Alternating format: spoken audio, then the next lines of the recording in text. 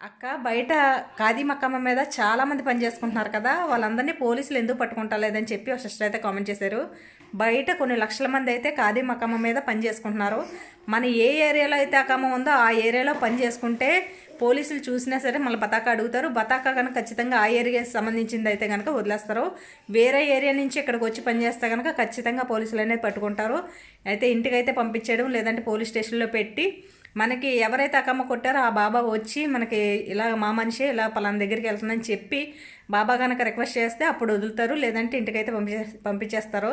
ఇంకోటి, ఎవరైతే ఆడవాళ్ళు ఇలా బయటకు వచ్చి పని చేసుకుంటున్నారో అలాగే మగవాళ్ళు కూడా వచ్చి పారిపోయి ఇంట్లోంచి పని చేసుకోవచ్చు కదా అనుకుంటే అస్సలు కుదరదు. ఎందుకంటే ఆడవాళ్ళని ఇళ్ళల్లో పని కాబట్టి కువైట్ వాళ్ళు ఎలాగైనా పెట్టుకుంటారు.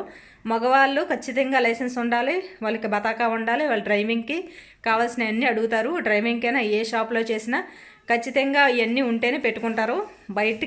బయటికి కువైట్ ఇంట్లోంచి మగవాళ్ళు వస్తే ఎందుకు పనికిరాదు, ఇంటికైతే ఖచ్చితంగా వెళ్ళిపోవాల్సిందే తప్ప ఏ పని కూడా దొరకదు. ఆడవాళ్ళకి మాత్రమే కోయిట్ ఇంట్లో పనులు దొరుకుతాయి. అదే వేరే షాపుల్లో గట్టా వెళ్ళాలన్నా కుదరదు. ఇళ్లలో పనులు చేసుకోవడం తప్ప ఎన్నాళ్ళు ఉంటాము బయట కువైట్లో అన్నాళ్ళు ఇళ్లలో చేసుకొని ఇంటికి వెళ్ళాలి తప్ప ఏ షాపులోని ఎక్కడ కూడా మనకి పతాకా లేనిదే అక్కమ్మ లేనిదే కూడా పెట్టుకోరు. చాలామంది మగవాళ్ళు మేము కూడా వెళ్ళిపోయి, ఆడవాళ్ళు వెళ్ళిపోతున్నారు కదా, మగవాళ్ళు మేము కూడా వెళ్ళిపోయి చేసుకుంటామంటే అసలు అది పప్పులో కాలేసినట్టే. అదైతే అవ్వదు. ఇంటికి వెళ్ళిపోవాల్సిందే. ఏ పనిలో కూడా పెట్టుకోరు, ఏ పనిలో కూడా రానివ్వరు. దీన్ని బట్టి మగవాళ్ళు అసలు బయటకు రాకపోవడం మంచిది.